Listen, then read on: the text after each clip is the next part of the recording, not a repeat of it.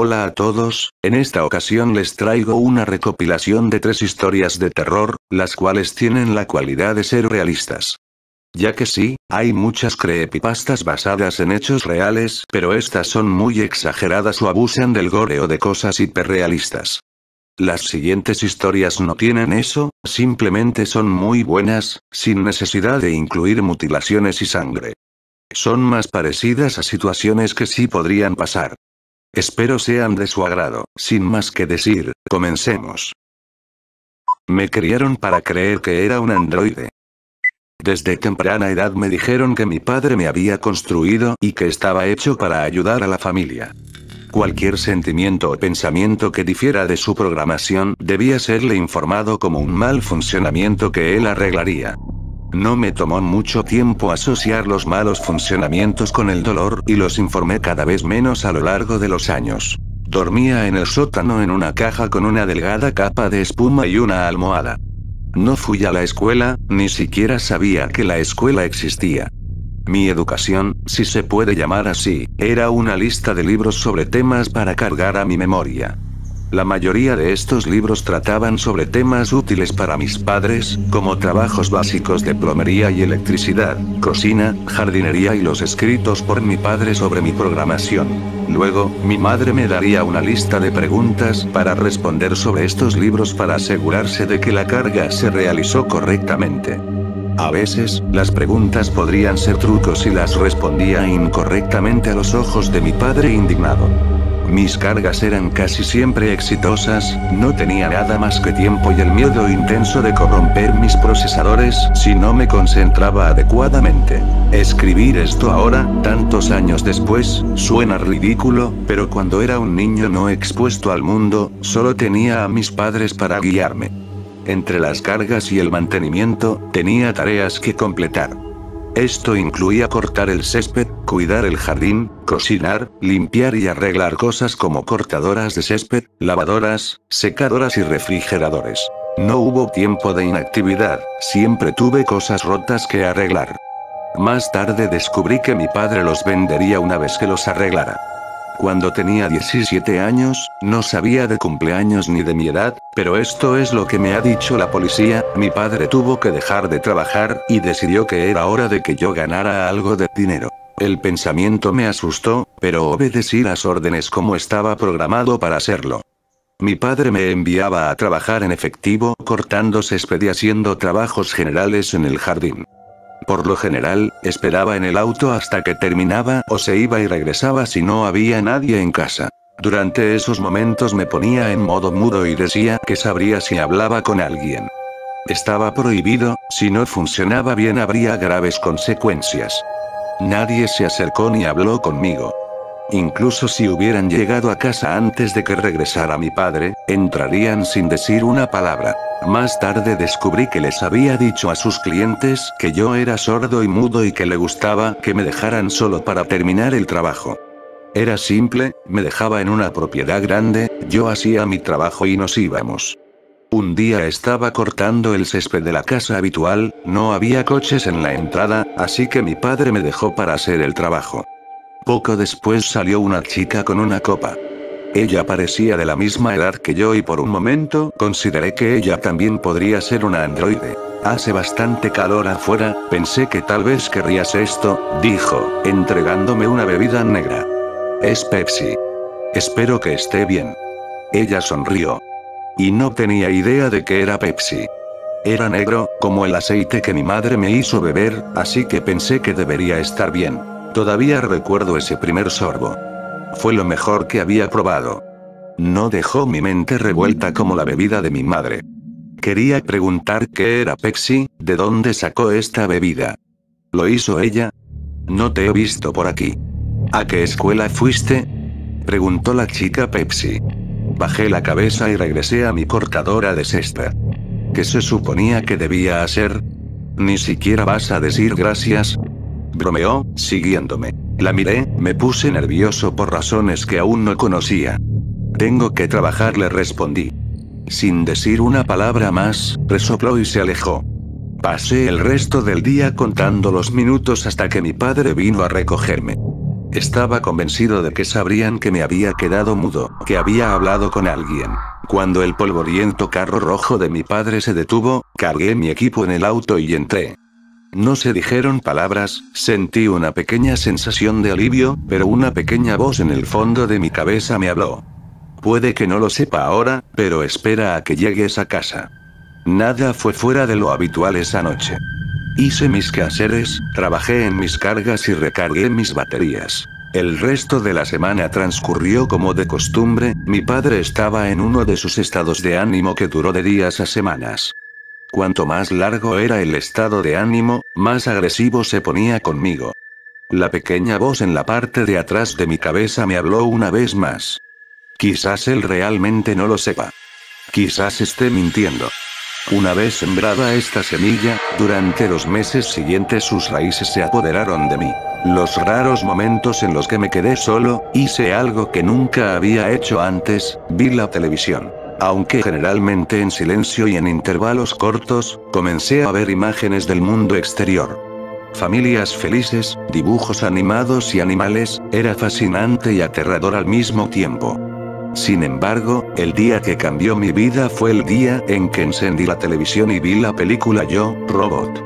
Verdaderos androides que me habían sembrado verdaderas dudas. Aunque sabía que algo estaba intrínsecamente mal en mi situación, no sabía qué hacer. Finalmente, me enviaron de regreso a la casa de la chica Pepsi y me puse a trabajar. Realmente esperaba que me trajera más, pero no me hizo ilusiones. Casi había terminado de cortar el césped cuando entró en la propiedad. La vi conducir hasta la casa y salí. Una parte de mí gritó para hablar con ella. Pensé en los escenarios cuidadosamente. Descubriría la verdad sobre mí. Puede que le diga a mi padre y que mi avería debería ser reparada. Puede que compre Pepsi. La atrapé en la puerta casi sin aliento de correr y se giró para mirarme con una mirada fulminante. ¿Soy un androide? Padre dice que soy un androide, ¿SPT? ¿Androide? Preguntó, levantando las cejas. Le conté todo lo que te había contado y sobre la película que había visto con androides reales. Se quedó en silencio, supuse que estaba tratando de darle sentido a todo. Escuché pasos detrás de mí e inmediatamente perdí todo mi coraje. Mi padre no dijo nada y me agarró del brazo tirando de mí. La miré, todavía con la misma mirada perpleja que tenía cuando me acerqué a ella por primera vez. Lo había arruinado. Esa noche fue la peor noche de mi vida. El arreglo que hizo mi padre fue peor que nunca y ahora lo sabía. Yo soy algo, soy alguien.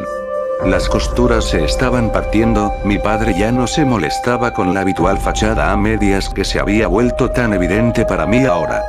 Fue solo un castigo directo. Mis padres intentaron asustarme, contándome historias de la policía y el mundo exterior. Ambos estaban furiosos pero también conmovidos. No salí en voz alta del sótano después de eso, los días pasaban lentamente y mis padres, gritándose el uno al otro, eran la única forma de estimulación que tenía. Pegaba la oreja a la puerta para intentar escuchar lo que decían. Una frase me provocó un miedo que no sabía que tenía. Voy a apagar eso para siempre. Yo era ese eso. Escuché a alguien bajar los escalones muy por la puerta. Mi padre la abrió, pero se quedó afuera. Lo miré desde el otro lado de la habitación, sin saber qué se suponía que debía hacer.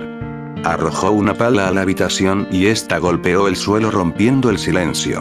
Ven aquí, dijo, indicándome que saliera de la habitación. Obedecí sus órdenes y fui conducido al patio trasero. Caminamos más hacia la propiedad antes de que me ordenara que cavara un hoyo. ¿Para qué estoy cavando? Le pregunté. ¿Qué diablos pasa con todas estas preguntas? Lo que le pasó. No te programé, ¿verdad? Mi padre tenía que tener al menos 60 años, pero este hombre arrugado todavía me aterrorizaba. ¿Me vas a apagar? Sí, así es. Voy a apagarte y conseguir uno nuevo. Uno que pueda mantener su maldita boca cerrada. Una media sonrisa apareció en el rostro de papá, como si estuviera satisfecho de sí mismo. Esa sonrisa me cabreó, ese hombre me cabreó. Por mucho que me asustara, pensé en lo que me estaba perdiendo. Sin embargo, ni siquiera sabía lo que me estaba perdiendo, aparte del mundo mágico que había creado a través de los programas de televisión que había visto.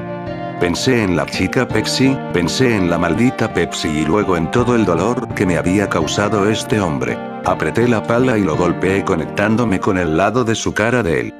El sonido resonó en la noche, pero ninguna parte de mí se quedó para disfrutarlo. Mi padre cayó al suelo y comencé a correr. No había ningún plan, no tenía la intención de que esto sucediera y no tenía ni idea de a dónde iba o a dónde debería ir. Después de cortar algunas propiedades, finalmente dejé de correr. Me derrumbé en una hierba alta y contuve el aliento. Las estrellas eran hermosas, era la primera vez que salía por la noche solo y, a pesar del miedo y la incertidumbre, era la noche más hermosa de mi vida. Decidí que iría a la casa de la chica Pepsi, sabía que estaba cerca y tenía una idea de dónde estaba. Seguí caminando y me encontré en el camino de entrada justo cuando salía el sol. Llamé a la puerta hasta que un hombre preocupado salió a recibirme. Le conté todo lo que le había dicho a su hija sobre él y él me creyó. Gracias a Dios que me creyó. La policía llegó a la casa para encontrar a mi padre con una pistola en la boca, ya se había deshecho de mi madre. Le dijeron que lo dejara, pero apretó el gatillo y se acabó. Por ellos, pero no por mí. Mi vida recién comenzaba. Se me reveló que en realidad no eran mis padres. Me habían robado mi infancia, mi mente. Y a veces, me pregunto si todavía podrían robarme la cordura. Doy gracias a Dios por mi mal funcionamiento.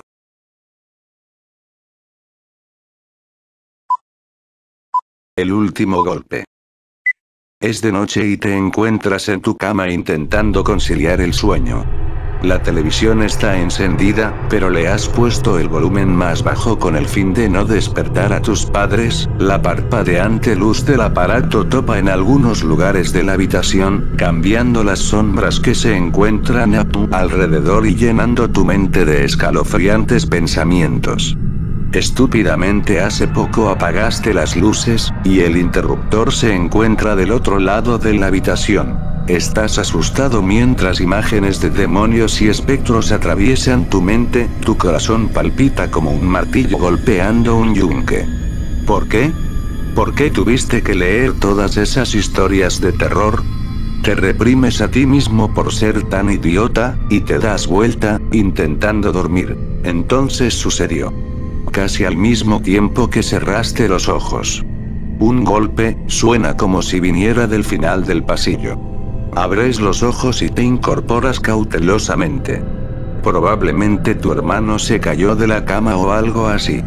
Te das la vuelta una vez más y cierras los ojos otra vez. Otro golpe. Esta vez sonó cerca. ¿Es mi hermano, o mi gato, o mis padres, o algo? Golpe. Ese fue afuera de tu habitación. Te levantas y miras la puerta desafiante. La televisión sigue encendida. La puerta permanece cerrada. Entonces, se te ocurre una gran idea. Agarras el control remoto de la televisión y subes todo el volumen. Empiezas a sentirte mejor al escuchar voces humanas entrando por tus orejas. Te vuelves a acostar y cierras los ojos. Entonces, te das cuenta de lo estúpido que has sido. Después, y solo después te das cuenta, si el volumen está al máximo, ¿cómo vas a escuchar el último golpe?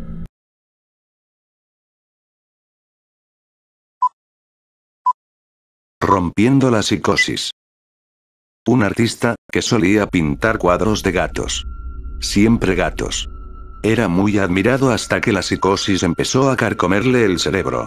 Este hombre, nacido a principios del siglo XX, se llamaba Louis Wayne. A los 20 años empezó a pintar sus primeros cuadros, donde mezclaba siempre un estilo sentimental y realista. Muy gatuno en sus obras, cautivó a los londinenses con sus obras de arte. Prueba de su aceptación artística se vio reflejada en el uso de sus obras para las tapas de álbumes, tarjetas postales, cuadros de casa, etc. La mayor parte de su vida vivió en reclusión con sus 3 solteras hermanas y 17 gatos. Siempre gatos. A sus 57 años, la psicosis empezó a atormentarlo. Se sentía acosado por los gatos, era como si los gatos le pudieran leer la mente y controlaran a sus hermanas para dañarlo, se volvió hostil y sus emociones podían verse reflejadas en su arte. Sus retratos se hicieron amenazantes. Cada vez sus gatos se hicieron más hostiles y amenazantes. Siempre gatos. Wayne pasó luego sus últimos años de vida en distintos hospitales psiquiátricos. Internado por sus preocupadas hermanas, quienes ya sufrían los ataques de Wayne. Los gatos me leen la mente y las controlan a ellas. Ellas me quieren lejos, los gatos me quieren lejos. Me quieren en el más allá. Lucía perturbado, siempre sentía como que alguien lo perseguía, eran los gatos. Ellos me quieren muerto. En consecuencia de su psicosis, los gatos dibujados eran cada vez más hostiles, eran sus perseguidores, esos gatos. Siempre gatos. Cada vez con una mirada hostil más pronunciada, más evidente. Está en un mundo amenazador.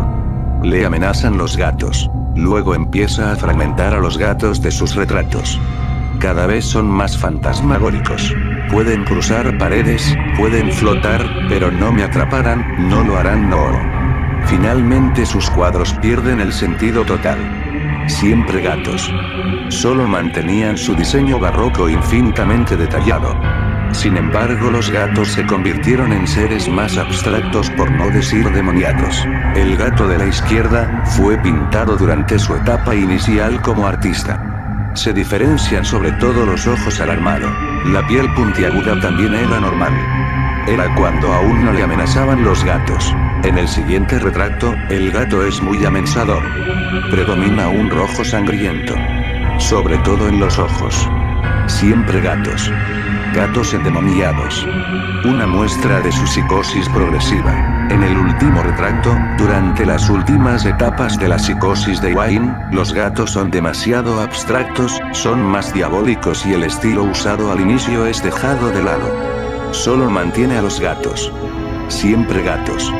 Solo usa estilos obsesivos, en un esfuerzo sobrehumano de mantener su mente ordenada y sin paranoias. Malditos gatos, sé que están allí, pero no evitarán que exprese mi arte.